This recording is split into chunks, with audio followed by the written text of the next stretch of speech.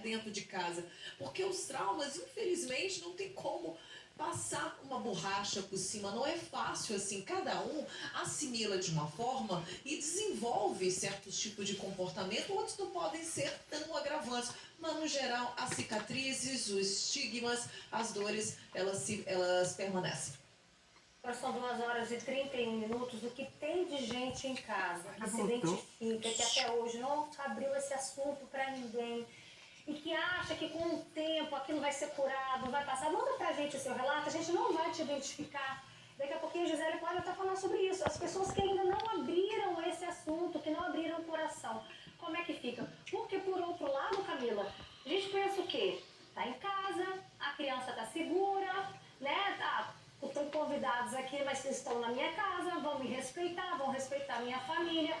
Mas que bom que a sociedade vem se comportando de uma maneira diferente. Você viu qual foi a reação das pessoas, né? Quando começaram a perceber e depois tiveram certeza do que estavam acontecendo.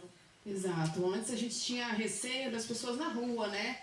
A gente tentava proteger os nossos filhos de locais assim, de deslocamento, olha, não fala com estranho. Agora, a nossa educação para com eles também está precisando movimentar. Então, olha, meu filho, se você tiver que ir no aniversário, né, a gente vai ter que começar a trocar a nossa forma de conversar com eles, porque tá tão perigoso, tá tão...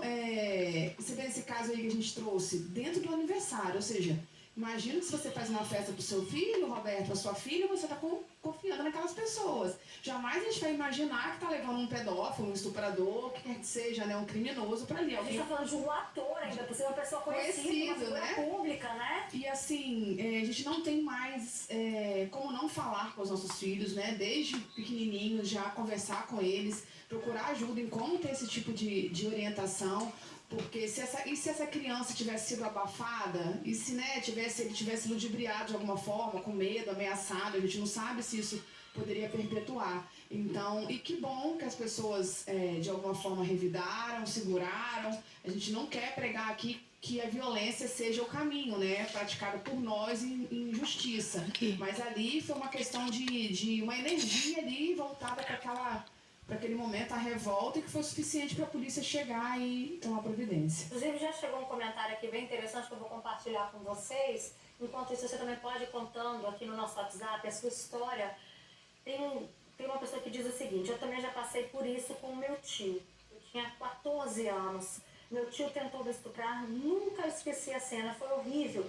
E ninguém da minha família sabe disso. É um trauma, realmente. Daqui a pouquinho a Gisele vai falar sobre as consequências, além de ter sofrido isso, de ainda carregar, sabe, de certa forma, isso como um segredo no seu coração. Será que isso pode agravar ainda mais essa dor? Daqui a pouquinho a Gisele fala. Mas antes eu quero tocar no outro ponto aqui com a Andressa, que é o seguinte: que bom que o choro dessa criança foi validado a ponto de alguém tentar entender o que estava acontecendo naquela cena e conseguir impedir que aquilo continuasse. Mas a sua voz não foi validada na época, Andressa. Como é que foi encarar isso? A minha voz não foi validada, né? Como você disse, um tio meu, ele suspeitou e ele passou, né, pra frente. Chegou, falou pra minha mãe. Só que, infelizmente, eu não fui acreditada pela minha mãe. Então, quando eu fui silenciada, eu travei completamente. Eu não conseguia falar para ninguém. Porque se eu não poderia falar para minha mãe a verdade, para quem mais eu ia falar? Então, eu tive medo. Então, por eu ter medo, infelizmente, eu levei para minha vida inteira. O que ela falou, desencadear agressividade, no meu caso. Eu era extremamente agressiva. Eu agredia os meus colegas na escola. Eu era, assim, um problema ao extremo para os professores.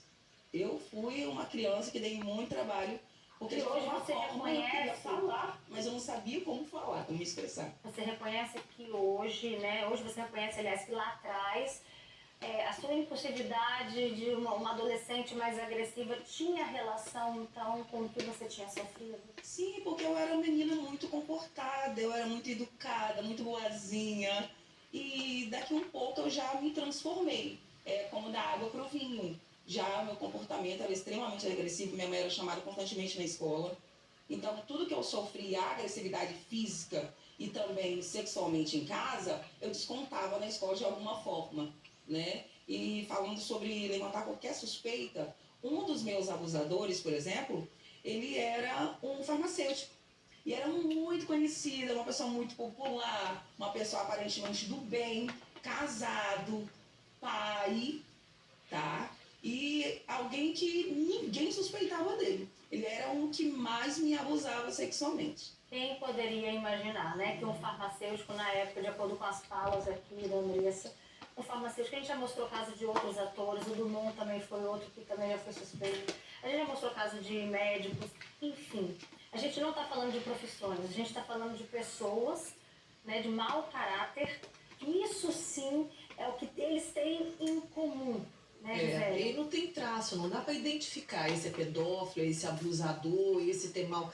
Porque, na verdade, essas pessoas com esse tipo de distúrbio de comportamento, elas são as pessoas acima de qualquer suspeita, porque é uma forma de chegar perto, de deixar sozinho com a criança. Um ator bonito, né, conhecido, sucedido, imagina. Pois é, Vai tirar foto com a minha filha, que legal, vou colocar no meu feed. Um farmacêutico, um doutor, né, que ajuda todo mundo.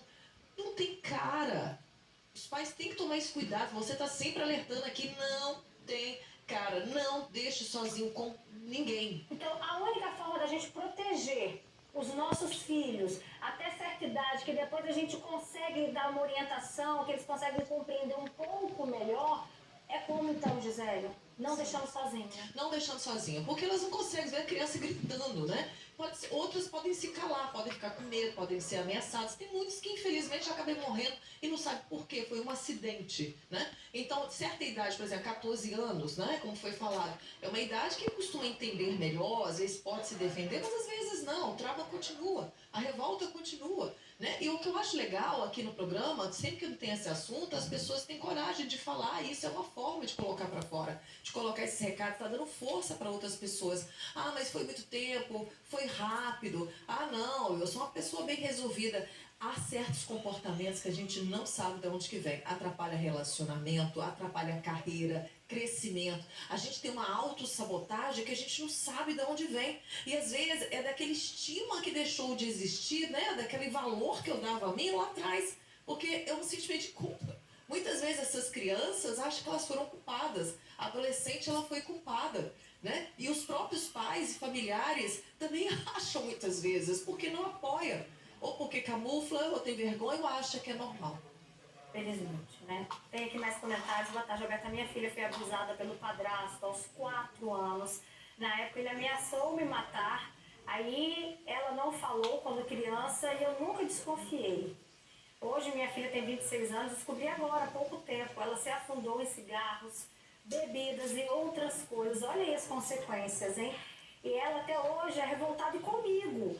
Não, eu quero denunciar ele, nunca imaginei isso, não durmo e nem consigo colocar minha vida pra frente. Ela tem uma filha de 10 anos e não sei o que vou fazer. Eu descobri isso há pouco tempo, me ajuda. Sou mãe solo e minha família nem fala comigo. Vamos aproveitar então a presença da Camila Dias, que é advogada, e ela explicar. E aí, isso aconteceu quando a filha dela tinha 4 anos. Hoje a filha tem 26 anos. É possível ainda fazer uma denúncia, Camila? Olha, possível é, porque né, se torna um crime prescritível, né, o estupro de vulnerável. Porém, ela precisa também hoje, no caso, quem foi a vítima, né, a filha dela, ver até onde ela vai conseguir lidar com essas emoções novamente, reverberar isso tudo, porque isso não quer dizer que ela vai carregar, vai voltar ao que ela viveu, mas de repente ela já está num estágio emocional onde aquilo não tenha sido superado, mas que ela já convive com essa história, assim como a participante aqui, e muitas vezes, depois de muitos anos, trazer isso tudo à tona, pode ser que para ela, e só ela vai saber avaliar isso, né, que quem viveu foi ela, se isso vai ser ou não um sentimento de justiça para Mas ela ela. precisaria de provas, por exemplo? Precisa de provas. Mas Porque a você não tem palavra, como... mas como é que fazer prova Vai, de... exatamente, tem muitos anos, né, Roberta? Então, infelizmente, é um crime cometido há 20 anos atrás, você não consegue só chegar e deixar um depoimento. Então, eu acho pouco viável, mas a gente teria que analisar esse caso mais profundamente. Mas é possível. É possível. Tá certo. Tem aqui mais comentários. Roberta, eu fui abusada pelo irmão da minha mãe quando eu tinha 5 anos. E eu nunca esqueci, é muito triste. Boa tarde, Roberta, ouvindo, vendo seu programa, me lembro da minha infância. Na verdade, lembro da infância da minha filha, que sofreu o abuso do próprio tio. Uma pessoa que a gente confiava muito, nunca imaginei um absurdo desse. E só fiquei sabendo tempo depois. Outro relato, sofri abuso na minha infância e quando falei com a minha mãe, ela preferiu dar as costas para mim. Hoje eu tenho problemas com ansiedade e depressão. Já tive que ter intervenção após 2 tentativas até mesmo de me matar. Gente, meu Deus. Roberta, sou da Praia do Suaque, em Vitória. Aconteceu com meu filho. Na época eu tinha 4 anos, dentro da creche. Mas graças a Deus sempre ensinei ele a me contar tudo. E ele chegou em casa e me relatou o fato. No outro dia eu fui na escola e pedi que tomasse uma providência.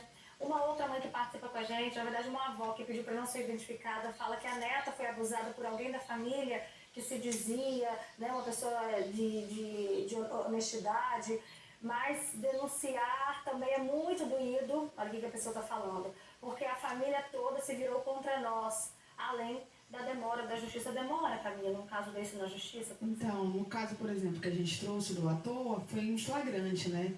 Então, fica ali com as provas mais fáceis de serem analisadas rapidamente, ele foi preso preventivamente. Agora, a depender, é um crime que não costuma demorar a averiguação, porque ainda mais contra crianças, adolescentes e uma questão sexual. Então, assim, não é que demora. O processo em si pode ser que demore um pouco. Agora, no início, já é tomada alguma providência. A gente até trouxe recentemente o caso de um vereador aqui na Grande Vitória. Ele foi condenado, o caso teria acontecido na pandemia, né? Então a gente vê ali que aproximadamente 5 anos, 6 anos que se passaram, isso é considerado o quê? Para a justiça? Porque para a família isso é uma eternidade. Isso para a justiça é um prazo médio. Para um crime assim, que precisa de... a gente não pode sair definindo prazo, já dando sentença para um crime tão complexo quanto esse, né? Ver se tem outros agravantes, se foram outras pessoas, se já tiveram outros casos. Então, é toda uma questão procedimental. A gente não pode, por mais que aconteça, a gente saiba sair sentenciando, mas normalmente fica preso, né? Dependendo do caso. Então, assim, infelizmente, a gente tem sim que aguardar aí. Tem mais comentários que minha filha foi molestada pelo tio dela e hoje ela tem depressão grave e ansiedade. Eu passei por isso na casa da minha avó, na época eu tinha uns 10 anos. O marido de uma tia esperava minha tia dormir para ficar passando a mão em mim e na minha irmã. Contamos para nossa mãe na época, mas minha tia não acreditou, preferiu se afastar da gente. Por isso eu acho que a maioria das pessoas tem medo de contar. E aí eu tinha deixado uma pergunta no ar para a Gisélia. Pessoas que convivem até hoje com a dor de ter sido abusada, molestada na infância, na adolescência, ter sido estuprada e que guardou isso ao longo dos anos. Gisélia, o quanto que isso pode ainda estar levando essa pessoa ao sofrimento? Então, primeiro é a consciência, o desejo de verbalizar, né? A psicologia, ela tem um pilar muito importante, que a fala, ela cura. O fato só da pessoa verbalizar, colocar para fora, escrever, comentar sobre isso é 50% de caminho andado, porque esses sintomas que aparecem desses comportamentos, que todos estão relatando que são muito semelhantes, cada um desenvolve de algum tipo, de alguma proporção, eles são aquilo, é o inconsciente falando, é o corpo falando que alguma coisa está errada. E quando não tem uma consciência, não está claro, está escuro, aquilo é expressado de outra forma. Por isso que é importante a pessoa falar. Quando fala, o inconsciente, a cabeça faz assim, respira. Agora eu consigo dar conta. Ou pelo menos consigo caminhar para dar conta. Porque enquanto você está engolindo aquilo, mesmo inconscientemente, por isso que é importante... Tem gente que acha que é forte, que aguenta. Que é forte. Não, besteira. Aconteceu com todo mundo. E são comportamentos sutis que a pessoa tem, de autossabotagens, que não sabe o qual que é. Por isso essa fala é importante, busque, fale, verbalize, nem que seja com amigos. Procurar um profissional é sempre importante, mas essa fala é uma fala que com certeza já liberta. O que mudou na sua vida, Andressa, a partir do momento em que você decidiu trazer a público um assunto como esse, fim de alertar também outras mães, muitas famílias, né, para proteger as nossas crianças?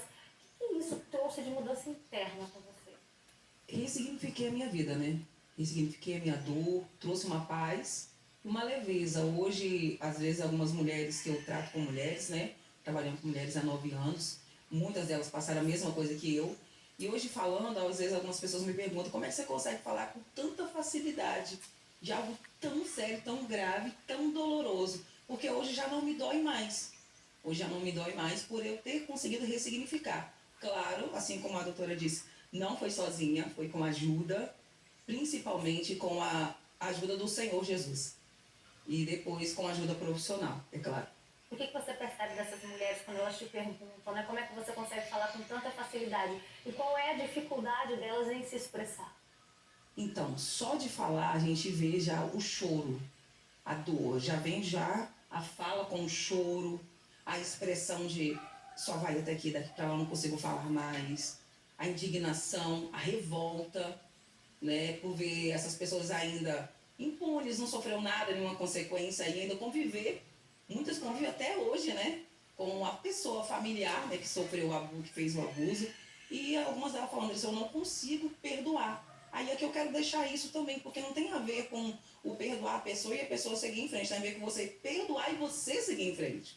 Porque você precisa dar, sabe, esse novo sentido para a sua vida. Porque enquanto você não libera esse perdão, que não tem a ver com a pessoa, tem a ver com você vai continuar aprisionado, vai continuar sofrendo, vai continuar na sua dor. É isso, Gisele, é completamente diferente. E eu ia falar uma coisa que ela lembrou que é importante, o acolhimento da rede de apoio. Não é hora de julgar, não é hora de afastar, não é hora de discriminar. Você foi besta, o que você não falou? É hora de acolher, porque ao acolher a pessoa está num ambiente seguro para falar, para verbalizar, para vivenciar aquela dor.